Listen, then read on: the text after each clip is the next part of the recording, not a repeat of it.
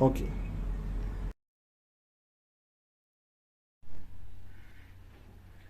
So the next thing is on formulas. So we'll go through several formulas commonly used in Excel. Yeah, so the first formula we'll talk about is sum. So for example, when you want to find the total, for example this data, I think we used it previously to make a pie chart and several other plots. Now this, we are going to find the total, which is similar as sum. So every time we write anything with an equal sign in Excel, it's perceived as a formula. So you write is equals to 5 plus 10, it gives you 15. But if you write 5 plus 10, nothing happens. So the formula distinguishes other forms of data from formulas. Okay. So for the case of for total, if you want to do the sum or the total, what we do is we write equals sum, opening brackets, we highlight the data that we want to find the sum, and then we close the bracket and press enter. Okay, so again we write equals, do it again, equals, write sum, open the bracket, select the first cell you want to highlight, holding down your left mouse button, then drag down, then close the bracket, press enter. Okay, the other way is you write equals, then sum, open the bracket, write manually the cells that you want added. For example, I want to add this cell, which is E4. Okay, so I write E4, not E4, E5, all the way to colon, all the way to E16. Yeah, if the highlighted area in blue is what you want, you close the bracket and then you press enter. So it's all the same thing. Average, similarly, to find average, you write equals, then average. Okay, open the brackets, highlight your data like that, close the bracket, press enter. Okay, similarly we write equals average, open the brackets, write the first cell E5, all the way to E16, close the bracket, press enter. Okay, so again, maximum, to find maximum, what it does is it checks your data and finds out which is the maximum value. Okay, and then it puts the maximum value. So this will be equals to max, open brackets, highlight your data, okay, or write the cells E5 to E16, close the bracket, press enter. So the last guessed value is 24, 94, 94, which is May. This is the largest value here. The minimum value, write equals min, open brackets, drag down that data, close the bracket, press enter. Okay, so those are the most basic used equations in Excel. So yeah, so that's the first way you can enter your data. You can also go to tabs on formulas here and then press insert. So what you do is, for example, here you want to do the sum, so you select that cell, go here, formulas, insert function, then you select the function that you want. For example, I want sum. Okay, so I'll have to find sum. It's the first one here. Click OK. Then it will ask me the first number. The first number is here, E5. then the second number, like that.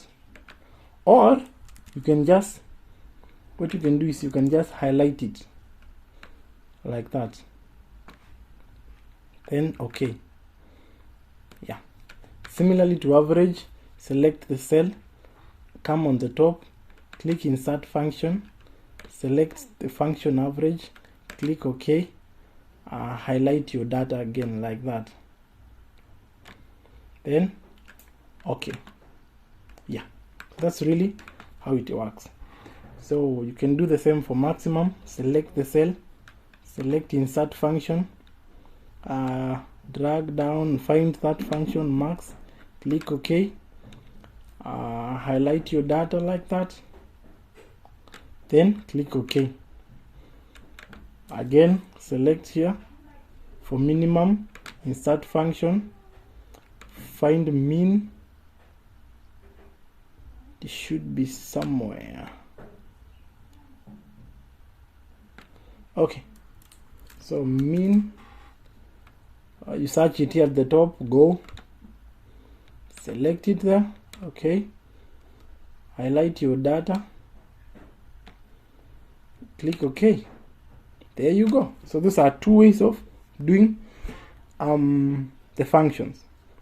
So also the other functions that are really important, for example, you need to know how to multiply, you need to know how to divide. For example, here the annual benefits here is equivalent to this times this times this. So you multiply the three cells. So how do you do it? Just write equals, select the first cell, click type times, select the second cell, type times, select the third cell, press enter. So because these things will be repeated for the rest of these rows, what you do is you find this plus sign here, right? After you have done the first formula, find the plus sign and then drag down. Again, let me do that. You've done your formula, you've got the answer. Take your cursor to the edge of the cell. When it becomes a plus sign, drag down. Okay, so again, total is, we use the function sum, so is equals to sum, open brackets, highlight your data, close the bracket, press enter. So that's really how to use multiplication. Here again we can do something about division. So here you write is equals, pick, for example, we divide this by this, so we pick that, then take the slash from your keyboard, then divide by that one, then press enter. So that's how really division works. Yeah, so then similarly as I've done, wait for the plus sign, drag it down. Okay, that's really about division and multiplication. So we'll go again to some data right here. We're going to do several other functions. For example, we're going to use the if function. Okay, so we're going to use the if function. Yeah, so so this is how if works.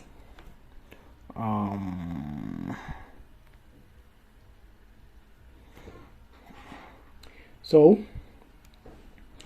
if we'll check a condition, if the condition is true, it will give the first output. If the condition is false, it will give a second output. So for example, if I want to check, for example, if the edges are above 75, I'll say if will output, I want if to output safe, and if it is less than 75, it will output unsafe. So what I write is equals if, open the brackets, select your cell that you want checked. So if K5 is greater than 75, comma, opening brackets, let it output safe, close the quotations, comma, otherwise it will output unsafe, close the quotation marks, close the bracket, press enter. So because this edge, this first person is above 78, it is safe. Yeah, it output safe. Okay, let's drag down. So I've dragged down using the plus sign. Let me do that again.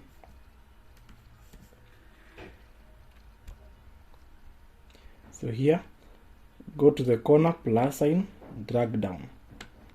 So when the edge is less than 75, it outputs unsafe. When the edge is above 75, for example this one, it is safe. So that's how if function works. So the next function is AND. So AND we'll compare, we'll take more than two tests, and then if all of them are true, it will output true. If just one of them is wrong, it will output false. So for example, here I want to check if the age is above 75 and the gender is male. So here write equals and opening brackets, so and so K5 greater than 75, okay, comma, J5 equals to male, close the bracket. So it will check if the conditions K5 is greater than 75 and if J5 is male. So if both of them are true, it outputs true. If just one of them is false, it will output false. It doesn't have to be two conditions. You can have more than two conditions. Because I've only put two conditions, you can have more than that. You can have the first one, the second one, and another comma here. If again case 5 is less than 75, so it will check the three conditions. If one of them is false, it will give false. For example, it is here, it is false because this should be 77, sorry.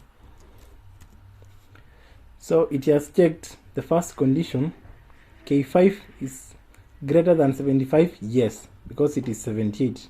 J5 equals to male, yes, it is male. Now K5 less than 75, is it really less than 75? No. So because one of them has failed, it will output false. Let's drag down with the plus sign here, like that. So for example, this condition right here, for example, this guy here, is he greater than 75 age? Yes. Is he a male? Yes. Is he less than 78? Yes. So because all of them have passed the tests, all of the tests, it becomes true. Okay, let's go to the OR function. So OR will output true if just one of the equations of the test is true. If just one of them is true, it doesn't matter if the others are false, it will output true. So let's write the equation equals OR, open the brackets. So if case K5 is greater than 75, comma, and J5 is equals to male,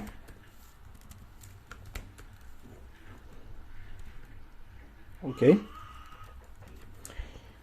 So if one of them is true, you can have more than two tests. You can have 3, 4, 10, whatever you have the test you want done. So for me, I'll use only 2. If K5 is greater than 75 and J5 is male.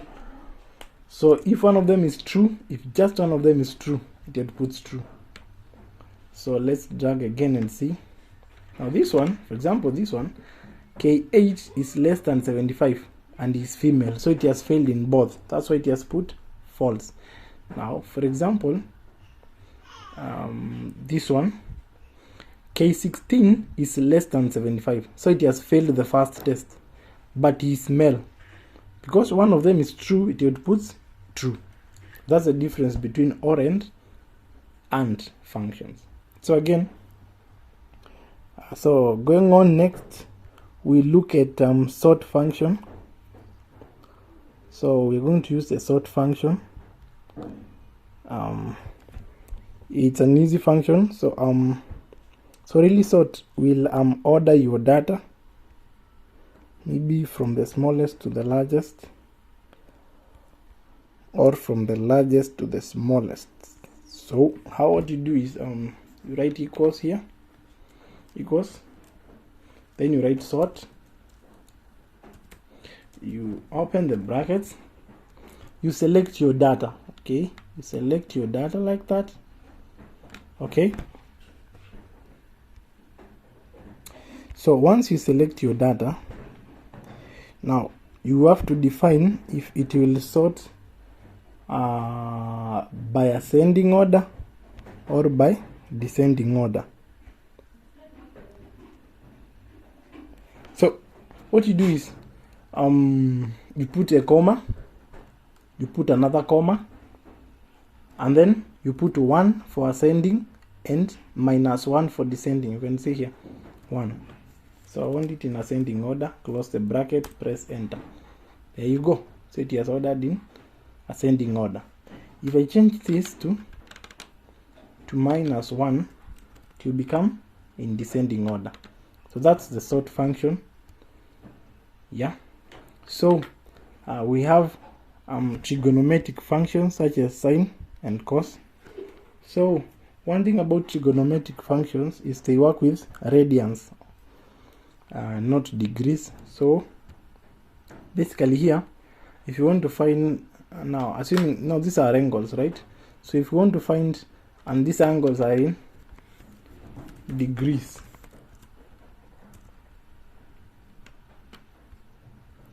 so basically if I write equals to sine, opening bracket, and then select this and close it, it will give me a wrong answer because it will assume 78 is radians. So what you do is you have to convert these values to radians. So to convert, you have to multiply by times pi, then you divide by 180. There you go. So so I have converted to radians and then found the sine. So and then I drag again down. Yeah. So similarly to sine is equals to cos, or similarly to cos, that is cos, open your brackets, select the angle, multiply by pi over 180.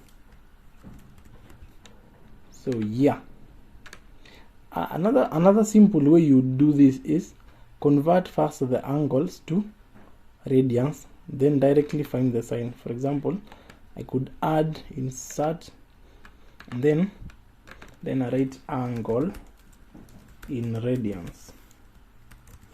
So I write is equals to angle times pi over 180. So those angles are in radians now. Then I come here, I write equals to sine, open the brackets, select this, close the brackets. So and then I drag down. So it will just give you the same answer. Okay. Similarly to cosine, similarly to tangent, similarly to all of them. So you have to convert them to radians first. Now the other function is round off. Round off will round off your number to the number of decimal places that you define. Okay. So say I want to round off these values. For example, this value here, this cosine value, to 2 decimal places. So I write equals to round, open the brackets, select what you want rounded off, put a comma, and write 2. that is to 2 decimal places. Close the bracket, press enter. Okay, let's drag down. So there you go. These are rounded off to 2 decimal places. It can be rounded off to 3. So if you write 3, that's it. That's all about rounding off. Now, other than rounding off, we have other functions that are really important in Excel. For example, such as you can have CountA. Okay, so really what happens is if you have data, for example, you have 1, 2, A, R, 8. So if you want to count the number of cells that have data, you can use the two functions count or CountA. But now count will only count numerals only. Numerals are like 1, 2, 3, 4, 5, but doesn't count text like A, R, or yeah. So here if I write equals count, open the brackets, highlight the data I want counted, close the bracket and press enter. You can see it has only counted 3 rather than 5 because it's only 3 numbers. If I use CountA is equals to count A with an A at the end, open the brackets, highlight and close the bracket, it counts everything. So this is count and this is CountA. Yeah, so this counts everything, but in some instances where there is a space, it does not count spaces. It only counts when there's data entered. Okay, yeah. So if I put any data there, CountA counts the cell also. So those are other functions that are very important. You might also want to use trim.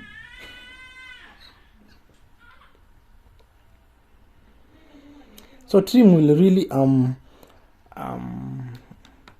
order your data, remove the extra spaces. For example, you have your data, for example, the text such as how with double spaces are you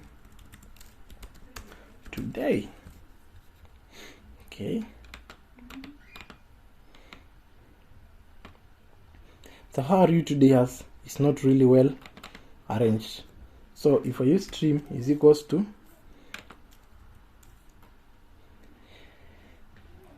so if you write equals to trim, open the brackets, select your cell and close it. It rearranges and removes extra spaces from your data. Okay, so that's how trim works. We have also other functions such as random, assuming you want some random data. Okay, so for example, if I want random data for I'll use it here. So maybe I want some random data to fill this space here. So I can write is equals to rand, open brackets and close brackets like that, and then enter. So it will give me random data. If I drag down, that is random data. But say I want the data to be defined between some certain values. Okay, so what I'll use is random between. So what I'll do is I'll write equals rand between this one. Then I'll select the lower value, say 10, comma, and the largest value to be say 500. Then close the bracket, then press enter. There you go. So it will choose random numbers between 10 and 500. Okay, that's it. So now, other than those functions, it's very important to understand how to use an absolute, the absolute sign. This is what we call the absolute sign. This is the absolute sign, that the dollar sign. Okay, so the dollar sign helps us to make analysis in Excel easily. So for example, if I want to convert US dollars, these are US dollars, I want to convert to something like South African rand, okay, and Ugandan shillings and Kenyan shillings. So I'll use absolute to make my analysis easy. So what I'll do is I write equals. I know I have to multiply this by this right here. So I write M29 times M25 and press enter. Okay, so it will convert the US dollar to South African rand. But now if I drag down, okay, it will be wrong. Why? Because the first one is right, because I multiplied this by this, and I also need the second one, to multiply this by this, not the lower one. So what I'll have to do is I'll undo.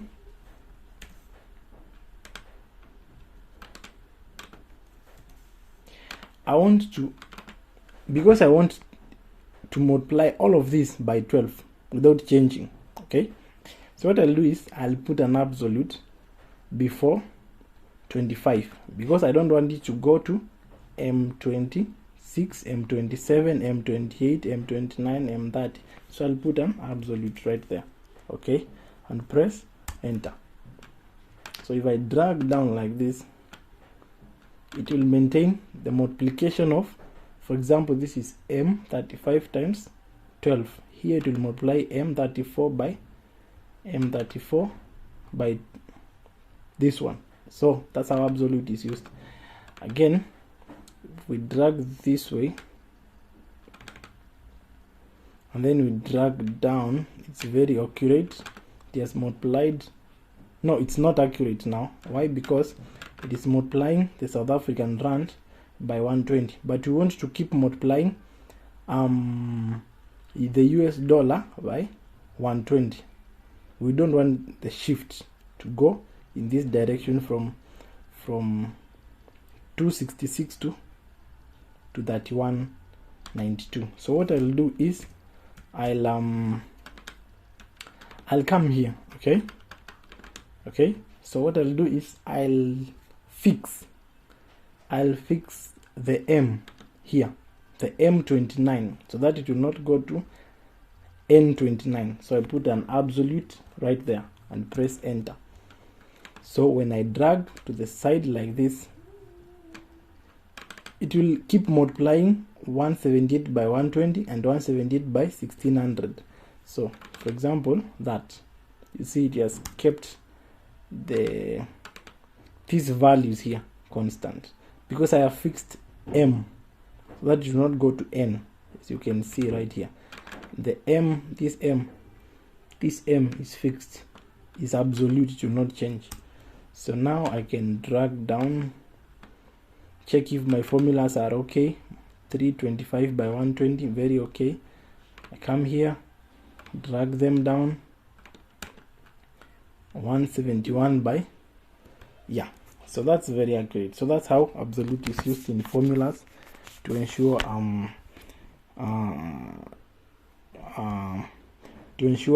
your data analysis is accurate. So absolute is really good, because say the rates are changing, you don't have to keep changing the formulas. You just need to come and change here. For example, 100, it will update accordingly. Yeah, because you could have done it this way. You could have multiplied equals to, okay, here you could have said equals to US dollar times 100. Okay, it will still give you the right answer. But now the problem is, every time the dollar changes, you have to come and change the formula again, which is unnecessary. If we use absolute values and using constants, it will be very easy. It will update accordingly. Okay, so that's all really about formulas, most commonly used formulas. So next is about